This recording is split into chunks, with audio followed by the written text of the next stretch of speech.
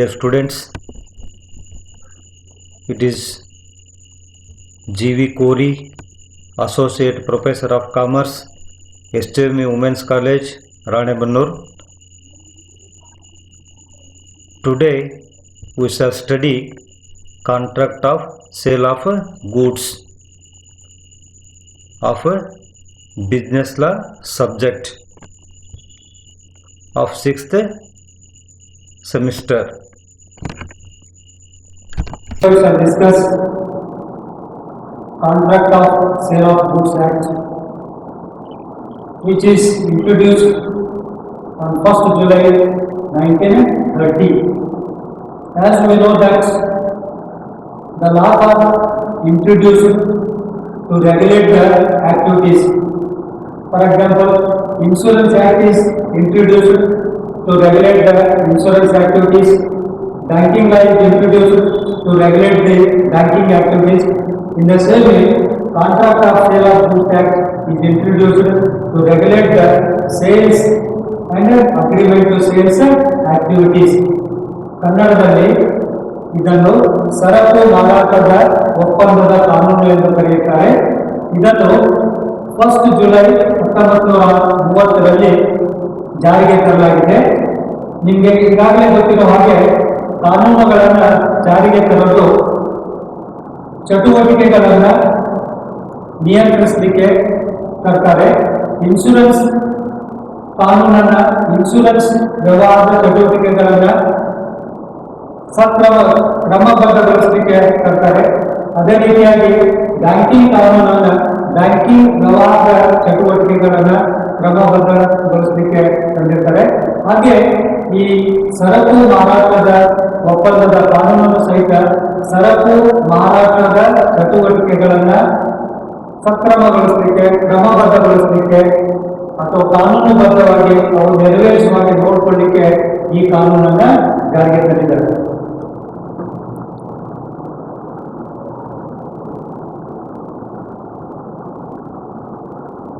ಇದರ ಮೀನಿಂಗ್ ಅನ್ನು ನೋಡೋಣ. The meaning of Contract of Sale of Goods Act.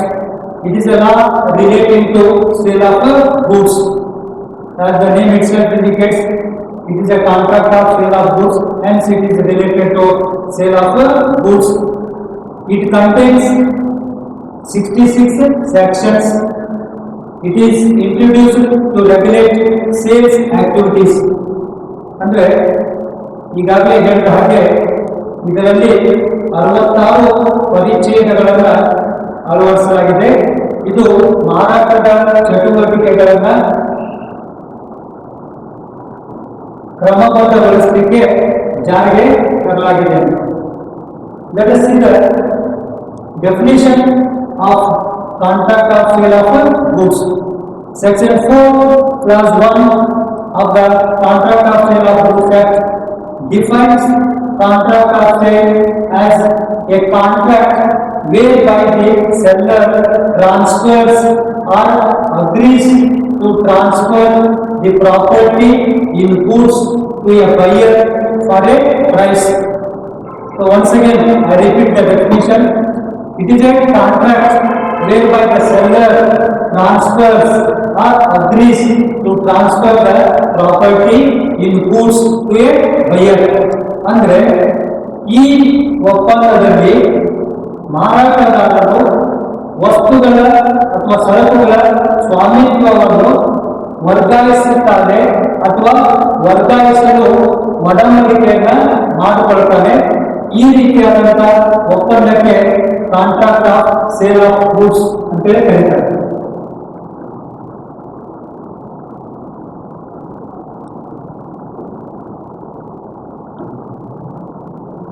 ಇದರಲ್ಲಿ ಈ ಡೆಫಿನೇಷನ್ ಪ್ರಕಾರ ನಾವು ಎರಡು ಸಂಗತಿಗಳನ್ನು ಸೇಲ್ ಆಫ್ ಗೂಡ್ಸ್ ನಲ್ಲಿ ಎರಡು ಚಟುವಟಿಕೆಗಳನ್ನು ಒಳಗೊಂಡಿರುತ್ತಿದ್ದು, ಒಂದು ಮಾರಾಟ ಮತ್ತು ಮಾರಾಟದ ಒಡಂಬಡಿಕೆ.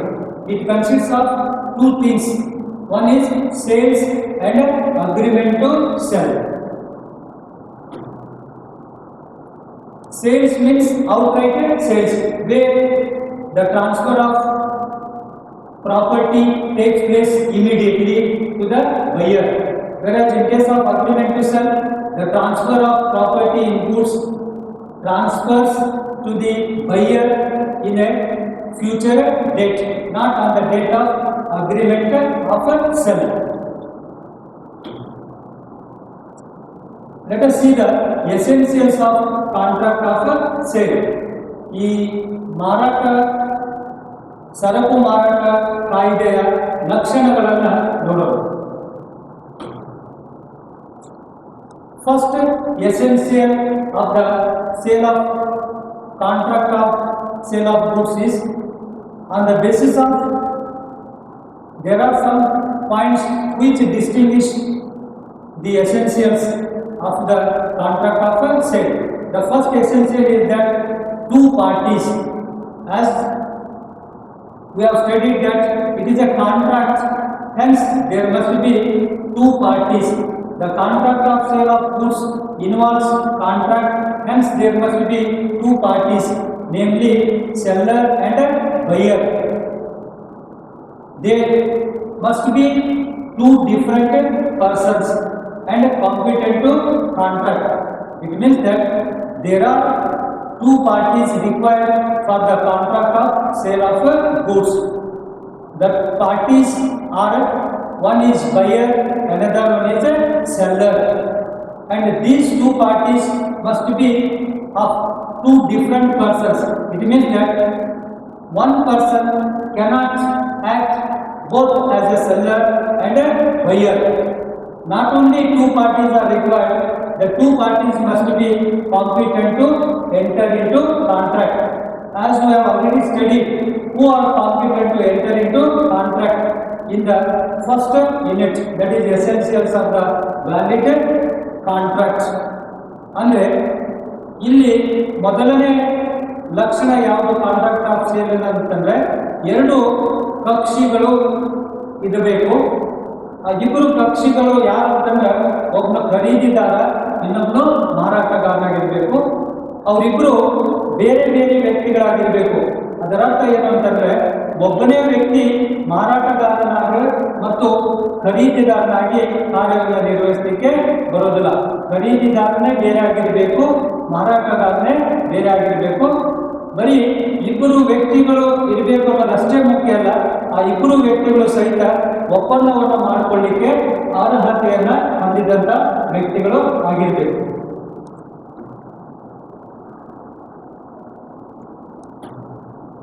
The second essential of contract of sale is a transfer of a property.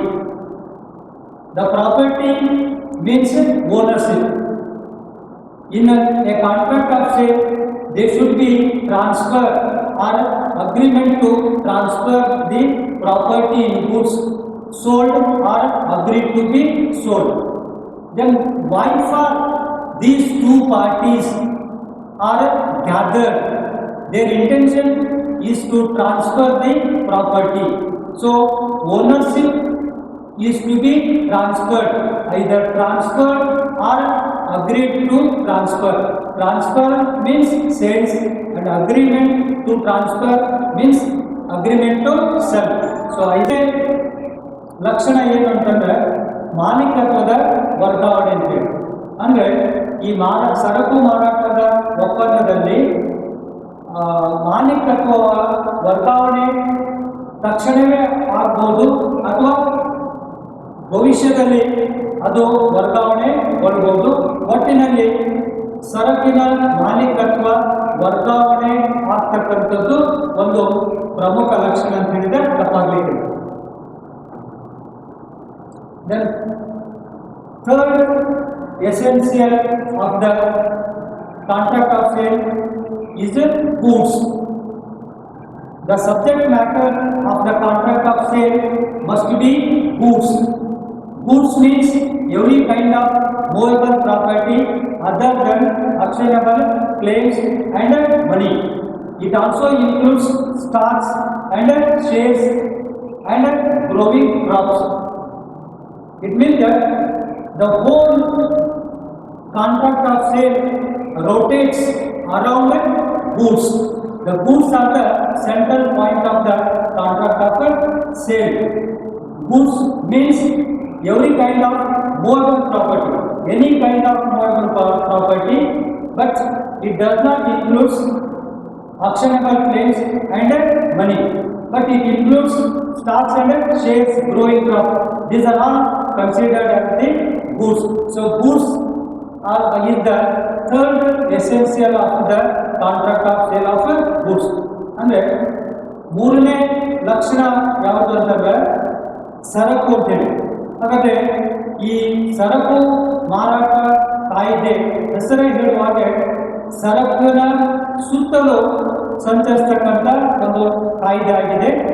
ಈ ಸರಕನ್ನು ಕೇಂದ್ರವಾಗಿಟ್ಟುಕೊಂಡು ಈ ಕಾನೂನನ್ನ ರಚಿಸಲಾಗಿದೆ. ಹಾಗಾದ್ರೆ ಸರಕು ಏನನ್ನ ಒಳಗೊಂಡಿರುತ್ತೆ ಅಂತಂದ್ರೆ ಹಣವನ್ನ ಬಿಟ್ಟು ಬೇರೆ ಎಲ್ಲ ಚರ ವಸ್ತುಗಳನ್ನ ಇದು ಒಳಗೊಂಡಿರ್ತದೆ. ಇದರಲ್ಲಿ ಸ್ಟಾಕ್ಸ್ ಬರ್ಬೋದು, ಅಥವಾ ಷೇರುಗಳು ಬರ್ಬೋದು, ಅಥವಾ ಬೆಳೆಯತಕ್ಕಂಥ ಬೆಳೆಗಳು ಇರ್ಬೋದು. ಇವೆಲ್ಲವನ್ನು ಸಹಿತ ನಾವು ಸರಕು ಅಂತೇಳಿ ಪರಿಗಣಿಸ್ತೇವೆ. Then fourth essential is the price. So price is a consideration for transfer of goods in the form of money, paid or payable. If goods are exchanged for other goods, the transfer is not considered as a sale. It means that there must be a price in the contract of sale or agreement to sell. Without price, the contract cannot be established. Price is nothing but it is a consideration in the form of money and not in the form of a kind. If the goods are exchanged for goods, then there will be an absence of a price, and that transaction is not considered as a sale. ಅಂದ್ರೆ ಬೆಲೆ ಈ ಒಂದು ಒಪ್ಪಂದದ ನಾಲ್ಕನೇ ಲಕ್ಷಣ. ಅಂದ್ರೆ ಸರಕುಗಳನ್ನು ಬೆಲೆಗೆ ಮಾರಾಟ ಮಾಡಲಾಗುತ್ತದೆ.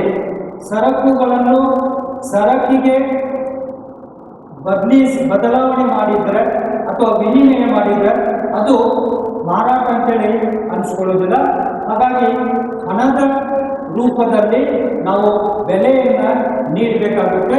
ಸೊ ಬೆಲೆ ಅಂತಕ್ಕಂಥದ್ದು ಇನ್ನೊಂದು ಪ್ರಮುಖವಾದಂಥ ಲಕ್ಷಣ ಅಂತೇಳಿ ಹೇಳ್ಬೋದು. Then another essential of contract of sale is it consists of sale and agreement to sale. As I have already stated, it is a product of sale and agreement to sale. So contract of sale not only includes agreement to sell, but also it includes sale. Sale and agreement to sell both are an ingredients of the contract of sale. ಇದು ಮಾರಾಟ ಮತ್ತು ಮಾರಾಟದ ಒಡಂಬಡಿಕೆಗಳನ್ನು ಒಳಗೊಂಡಿರ್ತದೆ. ಇವೆರಡು ಈ ಒಂದು contract of ಸೇಲಿನ ingredients ಅಂತ ಹೇಳ್ಬೋದು. ಇವೆರಡು ಆಕ್ಟಿವಿಟೀಸ್ಗಳನ್ನ ಕಾಂಟ್ರಾಕ್ಟ್ ಆಫ್ ಸೇಲು ಒಳಗೊಂಡಿರ್ತದೆ. Then the last one is that it should possess all the essentials of the valid contract. So as it is a contract, if it is to be a valid contract, it should possess the essentials of the valid contract. It means that the essentials of the valid contracts, as you know, offer, acceptance, consideration, free consent, these are all the essentials of the valid contract. Those essentials should be possessed by the contract of sale. ಅಂದ್ರೆ ಈ contract of sale ಯೋಗ್ಯ ಒಪ್ಪಂದದ ಎಲ್ಲ ಲಕ್ಷಣಗಳನ್ನು ಹೊಂದಿರಬೇಕು ಅಂತೇಳಿ. ಯಾವುದು ಊರ್ಜಿತವಾದಂಥ ಒಪ್ಪಂದ ಅಥವಾ ಯೋಗ್ಯವಾದಂಥ ಒಪ್ಪಂದ ಅನ್ನೋದನ್ನು ನಾವು ಈಗಾಗಲೇ ನೋಡಿದ್ದೀವಿ. ಯಾವ ಒಪ್ಪಂದ ಊರ್ಜಿತವಾಗಲಿಕ್ಕೆ ಸಾಧ್ಯತೆ ಅಂತಂದ್ರೆ ಅದರಲ್ಲಿ ಪ್ರಸ್ತಾವನೆ ಇರಬೇಕು, ಮತ್ತೆ ಸ್ವೀಕೃತಿ ಇರಬೇಕು, ಹಾಗೆ ಮುಕ್ತ ಸಮ್ಮತಿ ಇರಬೇಕು, ಫ್ರೀ ಕನ್ಸೆಂಟ್ ಅಂತ ಹೇಳ್ತೇವೆ. ಅದೇ ರೀತಿಯಾಗಿ ಕನ್ಸಿಡರೇಷನ್ ಇರಬೇಕು, ಲಾಫುಲ್ ಆಬ್ಜೆಕ್ಟ್ ಇರಬೇಕು. ಇವೆಲ್ಲವನ್ನು ಸಹಿತ ನಾವು ಎಸೆನ್ಷಿಯಲ್ಸ್ ಆಫ್ ವ್ಯಾಲಿಡ್ ಕಾಂಟ್ರಾಕ್ಟ್ ಅಂತ ಕರಿತೀವಿ. ಸೊ ಈ ಎಲ್ಲ ಎಸೆನ್ಷಿಯಲ್ಸ್ಗಳನ್ನು ಸಹಿತ ಈ ಸರಕು ಮಾರಾಟ ಕಾಯ್ದೆ ಒಳಗೊಂಡಿರಬೇಕು. So these are all the essentials of the contract of sales.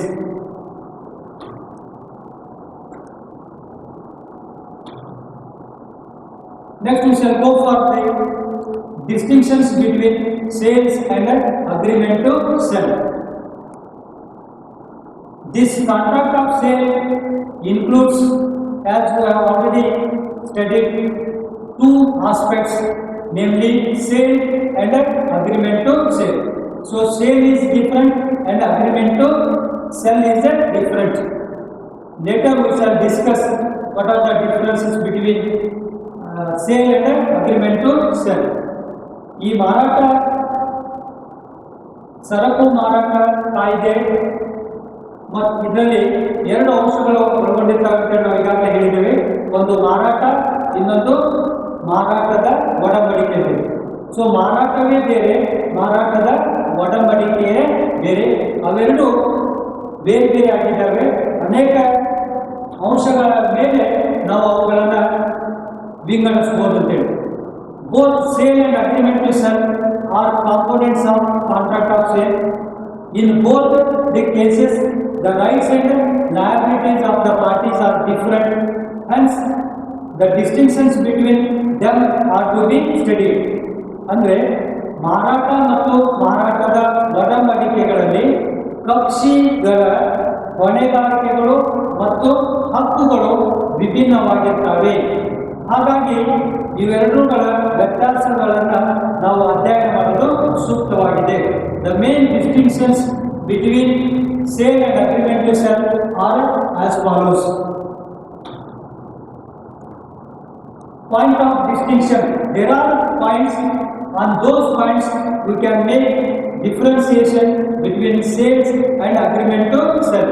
The first point of distinction is nature of contract. On the basis of the nature of the contract or kind of contract, we can differentiate sale and agreement to sell as like this. So sale is an executed contract. Nothing left in the sale. Here everything will be executed. It means that the buyer pays cash or agrees to pay cash and seller immediately transfers the ownership of the goods. So it is called as executed contract. Whereas agreement to sell is an executory contract, means it is not executed, still it is to be executed, hence it is called as an executory contract. ಅಂದರೆ ಆ ಒಪ್ಪಂದದ ಸ್ವಭಾವದ ಮೇಲೆ ಅಥವಾ ಒಪ್ಪಂದದ ವಿಭಿನ್ನತೆಯ ಮೇಲೆ ನಾವು sale ಮಾರಾಟ ಮತ್ತು ಮಾರಾಟದ ಒಡಂಬಡಿಕೆಗಳನ್ನ ವ್ಯತ್ಯಾಸವನ್ನ ನೋಡ್ಬೋದು. ಅಂದರೆ ಸೇಲು ಮಾರಾಟ ಇದು ನಿರ್ವಹಿಸಿದ ಒಪ್ಪಂದವಾಗಿರ್ತದೆ. ನಿರ್ವಹಿಸಿದ ಒಪ್ಪಂದ ಅಂತಂದ್ರೆ ಇಲ್ಲಿ ಒಪ್ಪಂದದ ಯಾವುದೇ ಚಟುವಟಿಕೆಗಳು ಅಪೂರ್ಣವಾಗಿರೋದಿಲ್ಲ, ಎಲ್ಲ ಕಾರ್ಯಗಳು ನಿರ್ವಹಿಸಲ್ಪಟ್ಟಿರ್ತವೆ. ಅಂದರೆ ಮಾರಾಟಗಾರನು ವಸ್ತುಗಳನ್ನು ಕೊಳ್ಳುವವನಿಗೆ ಕೊಟ್ಟಿರ್ತಾನೆ, ಕೊಳ್ಳುವವನು ಪ್ರೈಸನ್ನು ಮಾರಾಟಗಾರನಿಗೆ ಕೊಟ್ಟಿರ್ತಾನೆ. ಹೀಗೆ ಇಬ್ಬರು ತಮ್ಮ ತಮ್ಮ ಜವಾಬ್ದಾರಿಗಳನ್ನು ನಿರ್ವಹಿಸಿರ್ತಾರೆ. ಅದಕ್ಕೆ ಇದನ್ನ ನಿರ್ವಹಿಸಿದ ಒಪ್ಪಂದ ಅಂತೇಳಿ ಹೇಳ್ಬೋದು. ಅದೇ ರೀತಿಯಾಗಿ ಒಡಂಬಡಿಕೆ, ಮಾರಾಟದ ಒಡಂಬಡಿಕೆ ಇದೆಯಲ್ಲ, ಇದು ಎಕ್ಸಿಕ್ಯೂಟಿವ್ ಕಾಂಟ್ರಾಕ್ಟ್ ಅಂತ ಕರೀತಾರೆ. ಅಂದ್ರೆ ನಿರ್ವಹಿಸಬೇಕಾದ ಒಪ್ಪಂದ ಅಂತೇಳಿ. ಅದಿನ್ನೂ ನಿರ್ವಹಿಸಲಿಲ್ಲ, ನಿರ್ವಹಿಸಬೇಕಾಗಿದೆ. ಅಂದ್ರೆ ಅಲ್ಲಿ ಮಾರಾಟಗಾರ ಮತ್ತು ಕೊಳ್ಳುವವರು ತಮ್ಮ ತಮ್ಮ ಜವಾಬ್ದಾರಿಗಳನ್ನ ಇನ್ನೂ ಪೂರ್ಣವಾಗಿ ನಿರ್ವಹಿಸಿರುವುದಿಲ್ಲ. ಆದ್ರಿಂದ ಅದನ್ನ ನಿರ್ವಹಿಸಬೇಕಾದ ಒಪ್ಪಂದ ಅಂತ ಹೇಳಿ ನಾವು ಪರಿಗಣಿಸಬಹುದು. The second point of distinction is a transfer of property. As we have studied that property means ownership. So in case of sale, property includes transfer to buyer immediately on a sales. That is why it is called as a executed contract. So here the seller transfers ownership of the goods immediately to the buyer. ಅಂದ್ರೆ ಇಲ್ಲಿ ಮಾರಾಟದಲ್ಲಿ ಮಾಲೀಕತ್ವವನ್ನು ಮಾರಾಟದ ದಿನದಂದೇ ಮಾರಾಟಗಾರನು ಕೊಳ್ಳುವವರಿಗೆ ವರ್ಗಾಯಿಸ್ತಾನೆ. ಹಾಗಾದರೆ property ಶೀಘ್ರವಾಗಿ ವರ್ಗಾವಣೆಗೊಳ್ಳುತ್ತೆ ಮಾರಾಟದಲ್ಲಿ. Whereas in case of agreement to sell, the property transfers only on fulfillment of agreement to sell. It means that only on a fulfillment of the agreement to sell, the transfer of ownership takes place. It means that on the date of agreement to sell, the property will not be transferred. It will be transferred in a future date. The third point of distinction is risk of loss. It means that who has to bear the risk of loss of goods. In case of sale, buyer has to bear the risk of loss, because in case of sale, immediately buyer becomes the owner. As a owner, it is his bounden duty to bear the loss of goods if any takes place. Whereas in case of agreement to sell, the seller remains as a owner, hence he has to bear the risk of loss of goods and not the buyer. ಅಂದರೆ ಈ ನಷ್ಟದ ಜವಾಬ್ದಾರಿಯನ್ನು ಯಾರು ವಹಿಸ್ಕೊಳ್ತಾರೆ ಅನ್ನತಕ್ಕಂಥ ಆಧಾರದ ಮೇಲೆ ಇವುಗಳನ್ನು ನಾವು ವ್ಯತ್ಯಾಸವನ್ನು ನೋಡ್ಬೋದು. ಅಂದರೆ ಮಾರಾಟದಲ್ಲಿ ಕೊಳ್ಳುವವನೇ ಆ ವಸ್ತುಗಳಿಗೆ ಏನಾದರೂ ನಷ್ಟ ಆದರೆ ಅವುಗಳನ್ನು ಅವನೇ ಭರಿಸಿಕೊಳ್ಬೇಕು. ಯಾಕಂದರೆ ಈ ಮಾರಾಟದಲ್ಲಿ ಕೊಳ್ಳುವವನೇ ಮಾಲೀಕತ್ವವನ್ನು ಪಡ್ಕೊಂಡಿರ್ತಾನೆ, ಮಾಲೀಕತ್ವ ಅವನಿಗೆ ವರ್ಗಾಯಿಸಲ್ಪಟ್ಟಿರ್ತದೆ. ಹಾಗಾಗಿ ಆ ಮಾಲೀಕತ್ವ ವರ್ಗಾಯಿಸಲ್ಪಟ್ಟಿರೋದ್ರಿಂದ ಅವನೇ ಅದರ ನಷ್ಟವನ್ನು ಅನುಭವಿಸಬೇಕು.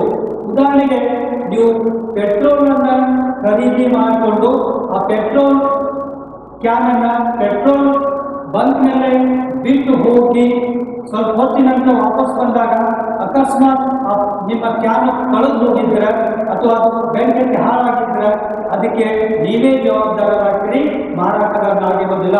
ಯಾಕಂದರೆ ನೀವು ಈಗಾಗಲೇ ಅದರ ಮಾಲೀಕರಾಗಿರ್ತೀರಿ. ಯಾವ ಮಾಲೀಕರಿರ್ತಾರೋ ಅವರೇ ಅದರ ನಷ್ಟವನ್ನು ಭರಿಸಬೇಕು. ಆದರೆ ಈ ಮಾರಾಟದ ಒಡಂಬಡಿಕೆಯಲ್ಲಿ ಮಾಲೀಕತ್ವ ಕೊಳ್ಳುವವರಿಗೆ ವರ್ಗಾವಣೆ ಆಗಿರೋದಿಲ್ಲ, ಅದು ಇನ್ನೂ ಮಾರಾಟಗಾರನಲ್ಲೇ ಇರುತ್ತೆ. ಹಾಗಾಗಿಬಿಟ್ಟು ಆ ವಸ್ತುಗಳಿಗೆ ಏನೇ ನಷ್ಟ ಸಂಭವಿಸಿದ್ರು ಸಹಿತ ಆ ನಷ್ಟವನ್ನು ಮಾರಾಟಗಾರನೇ ವಹಿಸಿಕೊಳ್ಬೇಕು. The fourth point of distinction is breach by the buyer. If the buyer fails to fulfill the conditions of the contract of sale, then what happens? In case of sale, if the buyer does not pay the price, by not paying the price, if the buyer breaks the contract, in that case the seller may sue him. It means that the seller may file a suit against the buyer to recover the price. Whereas in case of agreement to sell, the seller can sue for damages only and not for the price. It means that in case of agreement to sell, seller cannot claim the price, but he can claim the damages. Whatever loss incurred by him, that loss he cannot claim. ಅಂದರೆ ನಾಲ್ಕನೇ ಒಂದು ಇವುಗಳ ವ್ಯತ್ಯಾಸದ ಅಂಶ ಯಾವುದು ಅಂತಂದರೆ, ಕೊಳ್ಳುವವನು ಒಪ್ಪಂದವನ್ನು ಉಲ್ಲಂಘಿಸಿದರೆ ಮಾರಾಟದಲ್ಲಿ ಖರೀದಿದಾರ ಬೆಲೆ ಕೊಡದೇ ಇದ್ದಾಗ ಮಾರಾಟಗಾರನು ಅದನ್ನು ವಸೂಲಿ ಮಾಡಬಹುದು. ಒಂದು ವೇಳೆ ಖರೀದಿದಾರನೇ ಒಪ್ಪಂದವನ್ನು ಉಲ್ಲಂಘಿಸಿದರೆ ಮಾರಾಟಗಾರರು ಖರೀದಿದಾರರಿಂದ ಬೆಲೆಯ ಮೊತ್ತವನ್ನು ಪಡೆದುಕೊಳ್ಳತಕ್ಕಂಥ ಹಕ್ಕನ್ನು ಹೊಂದಿರ್ತಾನೆ. ಆದರೆ ಮಾರಾಟದ ಒಡಂಬಡಿಕೆಯಲ್ಲಿ ಮಾರಾಟಗಾರ ನಷ್ಟ ಪರಿಹಾರಕ್ಕೆ ದಾವೆಯನ್ನು ಹೂಡಬಹುದೇ ಹೊರತು ಬೆಲೆಯನ್ನು ವಸೂಲಿ ಮಾಡಲಿಕ್ಕೆ ಬರೋದಿಲ್ಲ. ಹಾಗಾದರೆ ಮಾರಾಟಗಾರ ಖರೀದಿದಾರನಿಂದ ಬೆಲೆಯನ್ನು ವಸೂಲಿ ಮಾಡದೆ ಅವನಿಗೆ ಆದಂತ ನಷ್ಟವನ್ನು ಪರಿಹಾರ ಮಾಡಿಸಿಕೊಳ್ಳಲಿಕ್ಕೆ ಕೋರ್ಟಿನಲ್ಲಿ ದಾವೆಯನ್ನು ಹೂಡಬಹುದು. Next point of distinction is that breach by the seller. If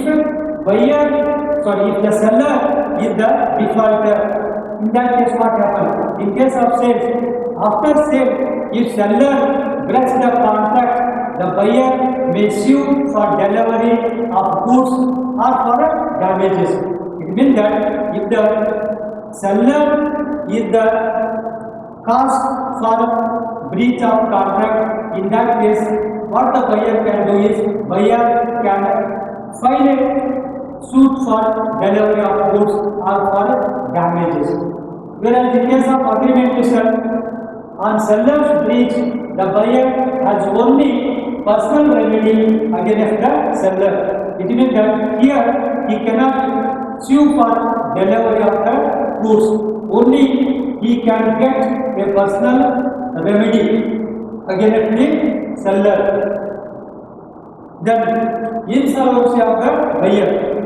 If the buyer becomes insolvent, in case of sale, if buyer becomes insolvent, the seller, in the absence of lien over the goods, is bound to deliver the goods to official receiver. It means that if the buyer becomes insolvent, seller has to deliver goods to the official receiver or legal representative of the buyer. Whereas in case of agreement to sell, the seller may refuse to deliver goods to the official receiver unless paid for. It means that if unless it is paid for, the seller may refuse to deliver. He may not deliver the goods to the official receiver of the buyer in case of agreement to sell. Next, seller's insolvency. If the seller becomes insolvency, in that case, in case of sales, the buyer is entitled to recover the goods from the official receiver. It means that the buyer is entitled to recover the goods when the seller becomes insolvent from the official receiver in case of sale. Whereas in case of agreement to sell, the buyer can claim only reasonable damages and not goods. It means that buyer cannot recover the goods from the official receiver or legal representative in case of agreement to sell. If the seller becomes insolvent, at the most he can claim the reasonable damages. ಅಂದರೆ ಒಂದು ವೇಳೆ ಮಾರಾಟಗಾರರು ದಿವಾಳಿ ಕೋರನಾಗಿದ್ದರೆ ಮಾರಾಟದಲ್ಲಿ ಕೊಳ್ಳುವವನು ಮಾರಾಟಗಾರನ ಪ್ರತಿನಿಧಿಯಿಂದ ವಸ್ತುಗಳನ್ನು ಪಡೆದುಕೊಳ್ಳಲಿಕ್ಕೆ ಹಕ್ಕನ್ನು ಹೊಂದಿರ್ತಾನೆ. ಒಂದು ವೇಳೆ ಮಾರಾಟಗಾರನು ದಿವಾಳಿಕೋರನಾಗಿದ್ದರೆ ಮಾರಾಟದಲ್ಲಿ ಕೊಳ್ಳುವವನು ಮಾರಾಟಗಾರನ ಪ್ರತಿನಿಧಿಯಿಂದ ಕಾನೂನಾತ್ಮಕ ಪ್ರತಿನಿಧಿಯಿಂದ ವಸ್ತುಗಳನ್ನು ಸ್ವೀಕರಿಸಬಹುದು. ಆದರೆ ಮಾರಾಟದ ಒಡಂಬಡಿಕೆಯಲ್ಲಿ ಕೊಳ್ಳುವವನು ಮಾರಾಟಗಾರನ ಕಾನೂನುಬದ್ಧ ಪ್ರತಿನಿಧಿಯಿಂದ ವಸ್ತುಗಳನ್ನು ಪಡೆದುಕೊಳ್ಳಲಿಕ್ಕೆ ಬರುವುದಿಲ್ಲ. ಬಹಳ ನಾವು ಏನು ಮಾಡ್ಬೋದು ಅಂತಂದ್ರೆ ಯೋಗ್ಯವಾಗಿರ್ತಕ್ಕಂಥ ಪರಿಹಾರವನ್ನು ಪಡೆದುಕೊಳ್ಳಲಿಕ್ಕೆ ಹಕ್ಕನ್ನು ಹೊಂದಿರ್ತಾನೆ. Then right of resale. So in case of sale, seller cannot resell the goods as he likes because he is not the owner.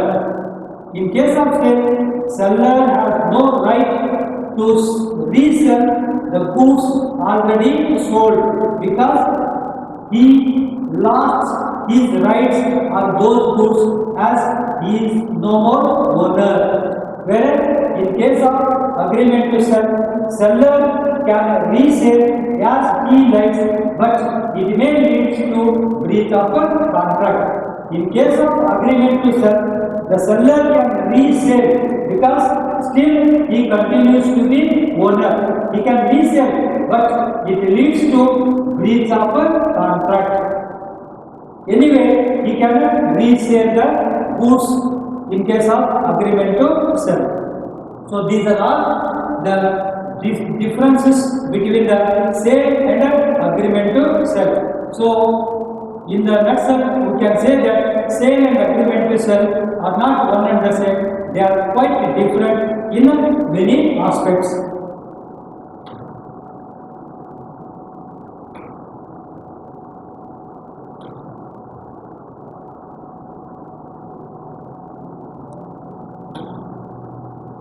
Another important aspect of contract of sale of goods act is the types of goods.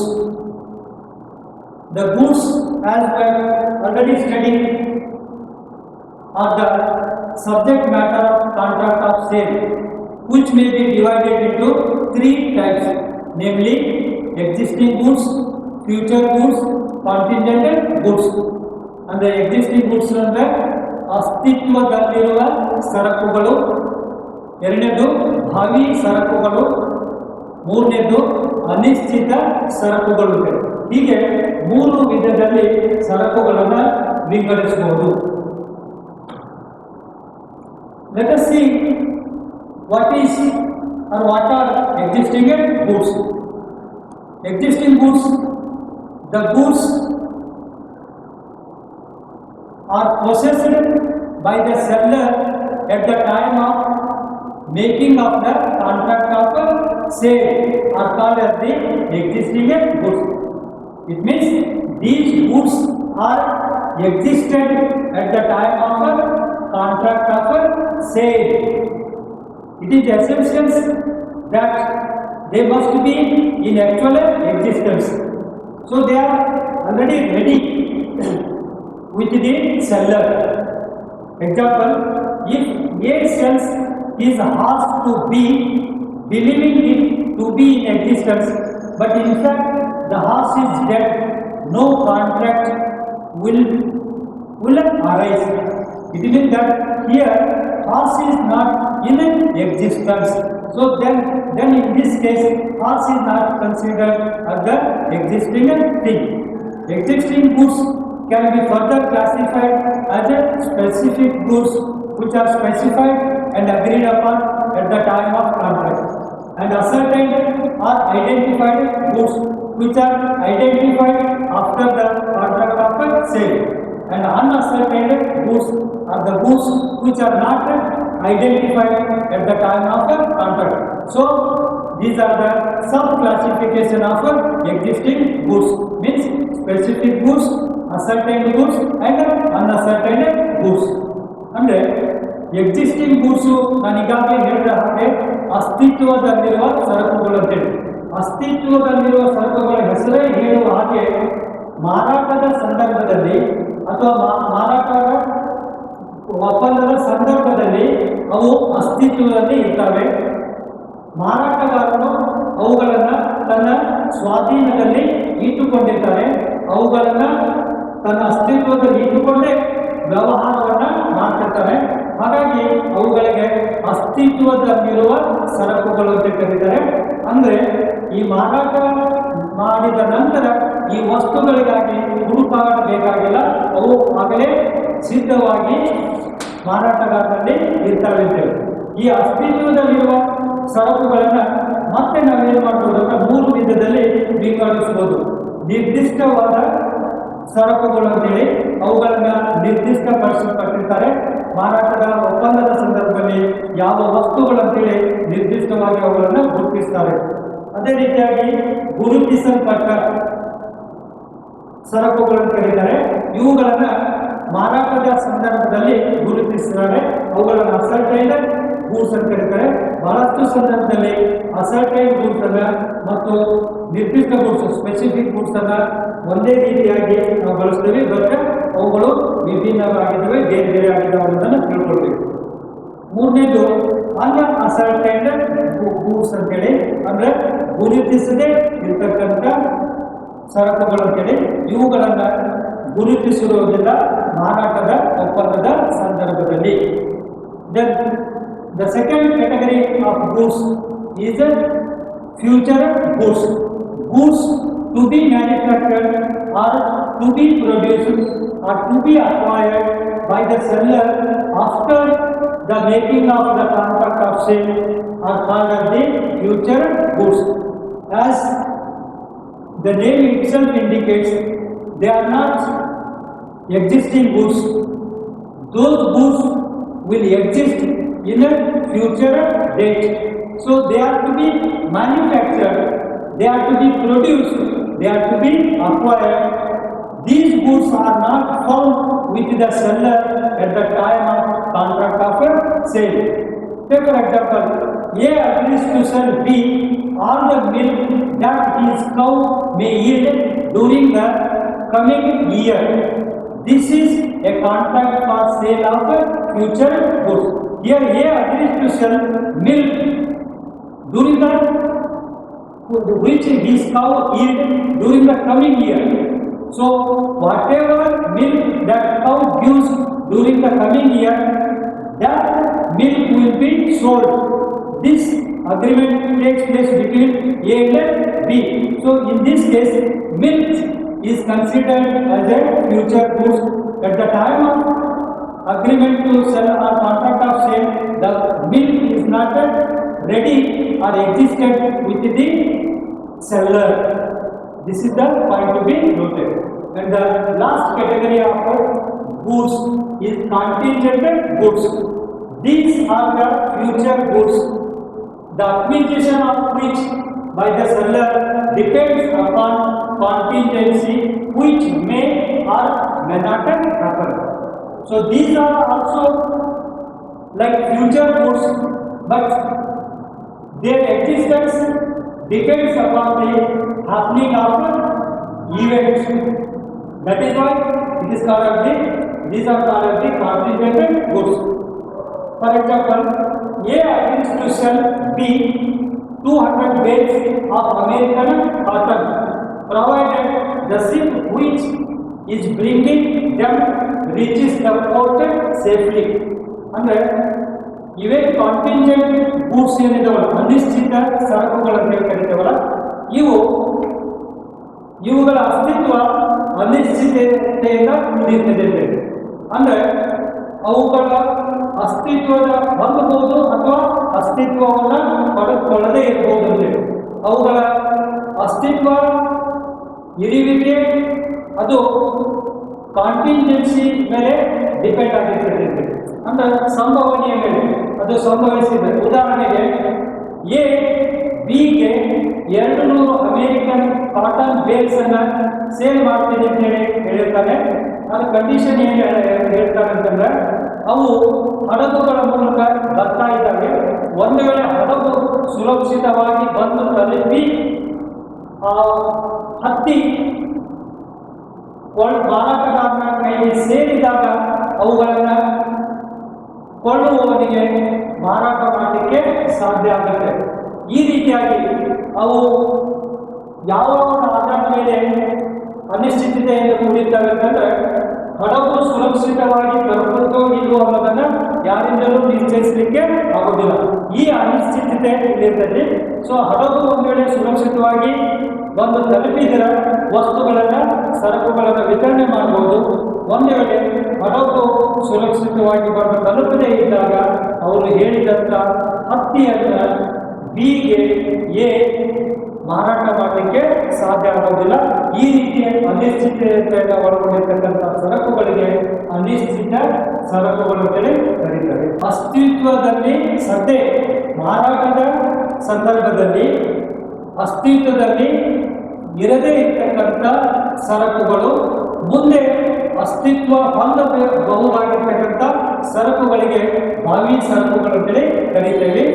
ಈ ಸರಕುಗಳು ನಮಗೆ ಮಾರಾಟಗಾರನಲ್ಲಿ ನೋಡಲಿಕ್ಕೆ ಸಿಗೋದಿಲ್ಲ ಮಾರಾಟದ ಒಪ್ಪಂದದ ಸಂದರ್ಭದಲ್ಲಿ. ಉದಾಹರಣೆಗೆ ಬಿಗೆ ಮುಂದಿನ ವರ್ಷ ತನ್ನ ಹಸು ಎಷ್ಟು ಹಾಲನ್ನು ಕೊಡುತ್ತೋ ಅಷ್ಟು ಹಾಲನ್ನು ನಿನಗೆ ಮಾರಾಟ ಮಾಡ್ತೀನಿ ಅಂತೇಳಿ ಹೇಳ್ತಾನೆ. ಹಾಗೆ ಬರುವ ವರ್ಷ ಹಸು ನೀಡದಂಥ ಹಾಲನ್ನು ಮಾರಾಟ ಮಾಡ್ತೀನಿ ಅಂತೇಳಿ ಬಿಗೆ ಹೇಳಿದಾಗ ಮುಂದೆ ಬರುವ ವರ್ಷ ಹಸು ಹಾಲು ಕೊಡ್ತಕ್ಕಂಥದ್ದೇನಿದೆಯಲ್ಲ ಅದು ಹಸುವಿನ ಹಾಲು ಈಗ ಸದ್ಯ ನಮ್ಮ ಹತ್ತಿರ ಇಲ್ಲ ಅಥವಾ ಅಸ್ತಿತ್ವದಲ್ಲಿ ಇಲ್ಲ. ಮುಂದಿನ ವರ್ಷ ಹಸು ಹಾಲು ಕೊಟ್ಟಿದ್ದನ್ನು ನಾವು ಮಾರಾಟ ಮಾಡ್ತೇವೆ. ಹಾಗಾಗಿ ಹಸುವಿನ ಹಾಲು ಈ ಒಂದು ಸಂದರ್ಭದಲ್ಲಿ ಭಾವಿ ಸರಕಾಗಿ ಪರಿಗಣಿಸಲ್ಪಡುತ್ತದೆ. ಈ ಒಂದು ವಿಡಿಯೋದಿಂದ ತಮಗೆಲ್ಲ ಈ ಮಾರಾಟ ಸರಕು ಮಾರಾಟ ಒಪ್ಪಂದದ ಕಾಯ್ದೆಯ ಅಂಶಗಳು, ಅದು ಮಾರಾಟ ಆಗಿರ್ಬೋದು, ಮಾರಾಟದ ಒಡಂಬಡಿಕೆ ಆಗಿರ್ಬೋದು, ಅವೆರಡರ ನಡುವಿನ ವ್ಯತ್ಯಾಸ ಆಗಿರ್ಬೋದು, ಅಥವಾ ಸರಕುಗಳ ಪ್ರಕಾರಗಳಾಗಿರ್ಬೋದು, ಇವೆಲ್ಲವೂ ಸಹಿತ ತಮಗೆ ಅರ್ಥ ಆಗಿದೆ ಅಂತ ಹೇಳಿ ನಾನು ಭಾವಿಸ್ಕೊಂಡಿದ್ದೀನಿ. ತಮಗೆಲ್ಲ ಅರ್ಥ ಆಗಿದ್ದರೆ ದಯವಿಟ್ಟು ನನಗೆ ಕಮೆಂಟ್ ಮಾಡಿ ತಿಳಿಸ್ಬೇಕಂತೇಳಿ ನಾನು ತಮ್ಮಲ್ಲಿ ಕೇಳ್ಕೊತಾ ಇದ್ದೀನಿ. Thank you.